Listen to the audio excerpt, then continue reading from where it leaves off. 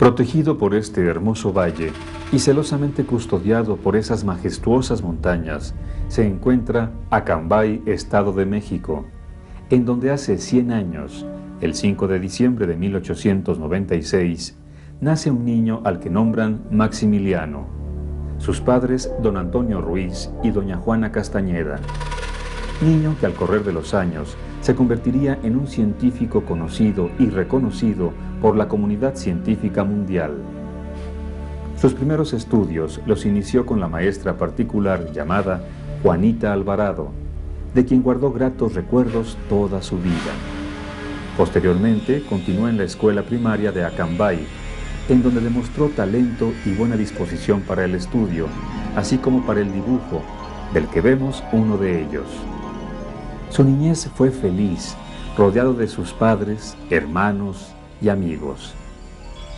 Continuó sus estudios en la ciudad de Toluca y terminada su primaria pasó al Instituto Científico y Literario, ahora Universidad Autónoma del Estado de México, en donde destacó notablemente en matemáticas, al grado que lo nombraron profesor adjunto de esa materia. Al terminar sus estudios, recibió la excelencia por sus calificaciones obtenidas. En 1917 se trasladó a la capital para ingresar a la Facultad de Medicina, en donde, desde el segundo año de la carrera, ya introducía a sus compañeros en el maravilloso mundo de la inmunología, enseñándoles, con el ingenio que lo caracterizó, el mecanismo de fijación de complemento, profundizando en esta materia más tarde cuando estuvo en Bruselas, Bélgica. Durante sus estudios en la Facultad de Medicina recibió el premio Gavino Barreda y el premio Agustín Andrade.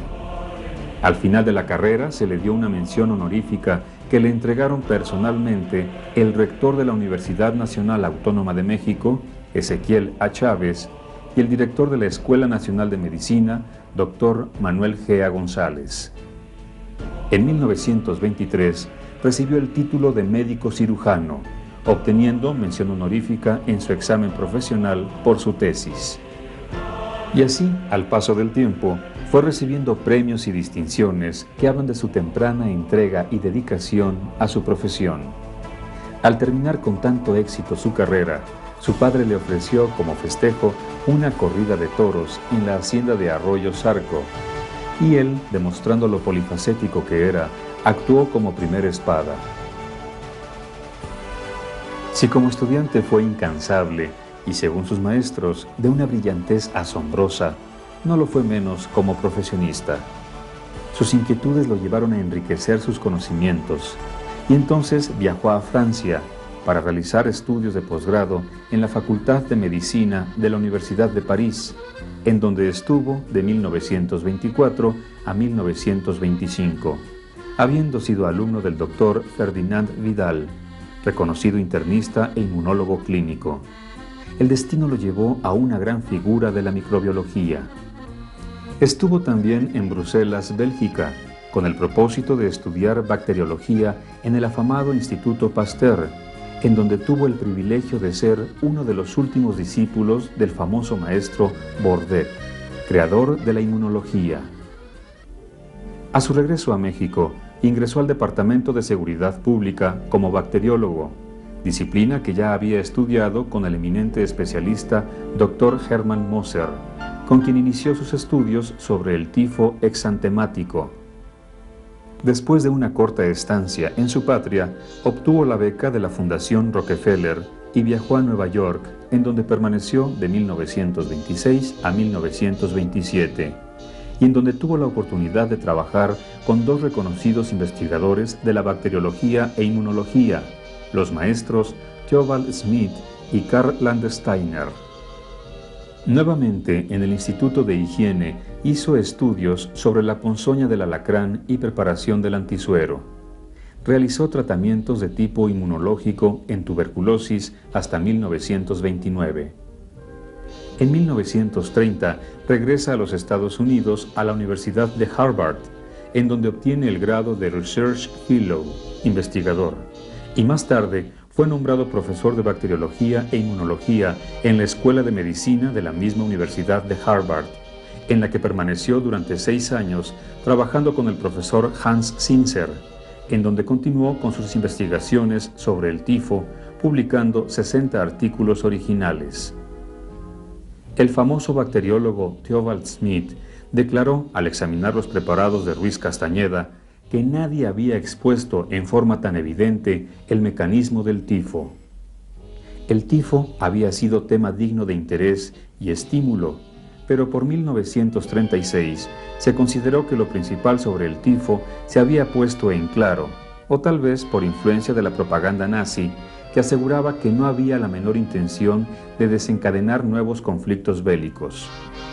Por tal motivo, de acuerdo con el doctor Zinsser, Ruiz Castañeda resuelve regresar a su patria, en donde con guerras o sin guerras, el tifo seguía siendo azote permanente de los mexicanos menos dotados en lo cultural y económico. A su regreso de Boston, tuvo un sinfín de dificultades para encontrar un lugar donde continuar sus investigaciones sobre tifo exantemático, hasta que por cortesía del doctor Ignacio González Guzmán, le permitió ocupar un pequeño local de sus laboratorios en el Hospital General. Ahí logró encarrilar sus trabajos a pesar de lo muy limitado de sus recursos, tanto económicos como materiales. Posteriormente, le facilitaron a cocheros del Hospital General, en donde creó el Laboratorio Experimental del Tifo. Gastelum ordenó que todo individuo sucio fuera llevado por la policía al baño. Y Macario fue y encontró unos pantalones tan llenos de piojos que se los llevó volado. Fueron a reclamar con la policía los pantalones. Hasta tuve que regalarle unos pantalones de mezclilla, ¿verdad? Ya se fue contento el dueño. Pero gramos de piojos tenían, ¿no? A partir de 1937, sus trabajos contribuyeron a aclarar algunos capítulos del tifo, de los que resultó un complemento a lo publicado en Boston por Zinsser y Castañeda. En 1938, los trabajos habían alcanzado suficiente madurez para ser publicados en México y en el extranjero. Cuando el riesgo de una conflagración bélica era aparente, el laboratorio de Ruiz Castañeda, a pesar de su modestia, era el más activo y adelantado en estudios sobre el tifo en el mundo. Recibió científicos de diversos países que deseaban familiarizarse en la preparación de la vacuna contra el tifo. Ya en plena guerra, Ruiz Castañeda difundió sus conocimientos en varias universidades de Estados Unidos y Canadá. Una gran población del mundo fue vacunada con la vacuna Ruiz Castañeda, entre ellos los generales del ejército de Estados Unidos, la población judía del gueto de Varsovia, elementos del ejército ruso, etc. Años después, la comunidad judía en Nueva York le rinde un homenaje agradeciendo lo hecho con sus compatriotas en Varsovia. Entre los invitados a tal evento está el eminente físico Albert Einstein. La relación de Ruiz Castañeda con el tifo es, como lo menciona bellamente el doctor Jesús Cumate en el libro Contribuciones Mexicanas a la Investigación Médica de la UNAM, el destino y una vocación científica. Comenta que cuando el investigador Howard T. Ricketts adquiere el tifo en México y muere, consterna a nuestro país y lo declaran duelo nacional, ordenando que en todas las escuelas se le rindiera un homenaje. En una escuela de la ciudad de Toluca, los alumnos cantaron el himno nacional como señal de respeto al ilustre desaparecido. Entre ellos se encontraba un escolar del 6º año, de nombre Maximiliano Ruiz Castañeda. Los detalles de la muerte del investigador norteamericano, ciertamente embellecidos por la imaginación del profesor y desde luego la imaginación del joven pupilo, se combinaron para dejar una impresión indeleble en el preadolescente. Destino, vocación, circunstancias fortuitas o coincidencia. Lo cierto es que al morir Ricketts, su obra en México no quedó trunca. Dejó una semilla que fructificaría a corto plazo en el destino del mundo, a través de las contribuciones que el entonces niño Maximiliano Ruiz Castañeda haría en la siguiente década. Entonces se me ocurrió, ¿verdad?, que tal vez eso podría ocurrir en el peritoneo de los animales, metíamos la solución de terramicina en el peritoneo y ahí encontrábamos celdillas también y fagocitos recogiendo el precipitado. Entonces yo pensé, ¿verdad?, que posiblemente los fagocitos se encuentran con una partícula de la terramicina, la atrapan y siguen trabajando, ¿verdad?, fagocitando bruselas. Y la brusela allí ya no puede crecer porque tiene el antibiótico en el mismo medio. Esto, ¿verdad?, me dio la idea de que posiblemente la terramicina actúa con más actividad que la streptomicina, porque la streptomicina no se precipita, trabaja en solución, en cambio la terramicina trabaja por partículas. Y eventualmente, ¿verdad?, descubrimos que las celdillas que han fagocitado bruselas se mueren, se intoxican y van a dar al retículo endotelio. Con su peculiar inquietud científica y gracias a un incidente casual, al estar investigando la posibilidad de producir material antigénico para el diagnóstico de la fiebre tifoidea, recurrió al estudio de casos sospechosos de ese procedimiento, encontrando que muchos de ellos, como tifoidea, eran realmente enfermos de brucelosis. Con base en esto, se aceptó que la brucelosis debía considerarse como problema sanitario con mayor importancia de la que se le había dado. De esta forma, se inició su fecundo trabajo sobre la brucelosis en humanos. Publica 40 artículos en México y el extranjero y su libro titulado Brucelosis, que mereció el premio Carnot y la medalla por el mejor libro del año. Conjuntamente desarrolla la botella doble para hemocultivo, antibióticos, la tetraciclina insoluble micronizada, la fijación en superficie para identificar en suero de pacientes fiebre tifoidea, brucelosis, grupos sanguíneos de los sistemas ABO y RH, amibiasis, etc. La prueba de fijación de superficie es popular en varios países, entre ellos Inglaterra. En Japón se le conoce como Kasutaneda Test, en Alemania como Antigen Antikörper dar Stellung durch Papierchromatographie, y la Organización Mundial de la Salud la preconiza como reacción de encuesta rápida en brucelosis animal. Estudia los antígenos de la brucela y crea el MVP, mezcla de Brucella melitensis, abortus y suis. En 1949, estando en el Congreso Internacional de Brucelosis en Argentina, le notificaron que le habían otorgado el Premio Nacional en Ciencias de 1948, que es el máximo honor conferido en nuestro país.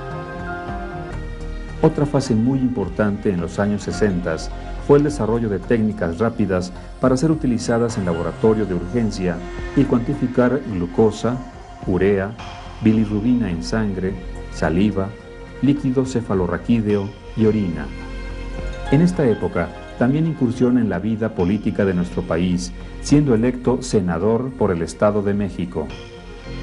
Durante la estancia en la Cámara, tiene el honor de darles la bienvenida al primer ministro Nehru de la India, Charles de Gaulle, presidente de Francia, John F. Kennedy, presidente de Estados Unidos, y ser parte de la comisión de la reunión parlamentaria con Estados Unidos para el caso del chamizal.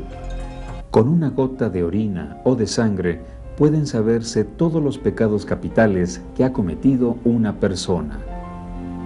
La fase de mayor claridad científica en la etapa final de su vida la dedica a la búsqueda de sustancias antigénicas específicas en distintos padecimientos infecciosos como amibiasis, cáncer, alergias, enfermedades venéreas en fragmentos de piel, pelo y por su facilidad de obtención en orina. También utiliza la prueba de fijación en superficie para la identificación de individuos que han incurrido en supuestos actos criminales, con resultados tan específicos como las huellas digitales, según consta por los técnicos de la Procuraduría General de Justicia del Distrito Federal. Al conocer e identificar a los agentes causales de padecimientos infecciosos de manera fácil en la época de máxima genialidad, En las últimas décadas de su vida, se interesa en padecimientos con alteraciones autoinmunitarias como la artritis reumatoide, lupus eritematoso, psoriasis, así como padecimientos alérgicos que provocan hiperreactividad inflamatoria como asma bronquial y dermatitis de contacto, o las que provocan respuestas inmunitarias anormales al tener cantidades anormales de hormonas o por defectos en el catabolismo de productos metabólicos como diabetes mellitus, migraña, etc. ¿Qué tal si hacemos un instituto inmunológico en Acambay? Lo hacemos.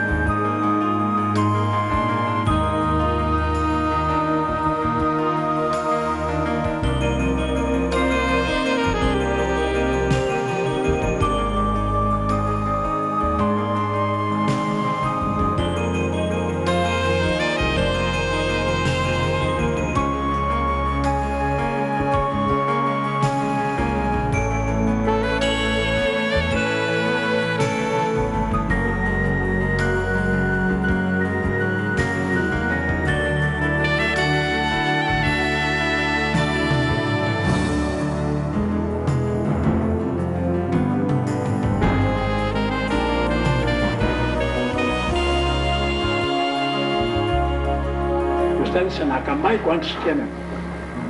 Van 9,000.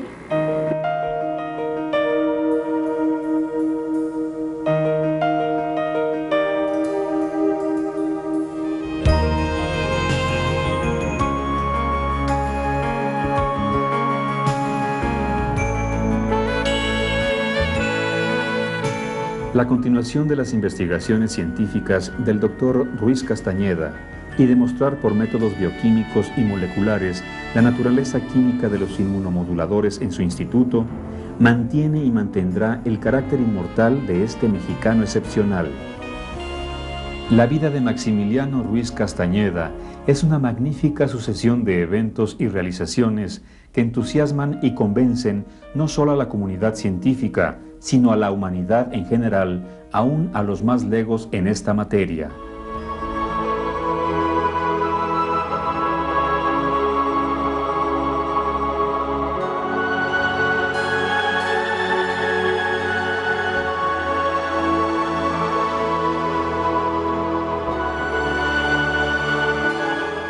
Su obra científica no es el pasado, sino el presente y la proyección que tiene para el futuro. La complejidad para entenderlo y transitar por su universo microscópico, por el que siempre viajó, se necesitarán algunas décadas más.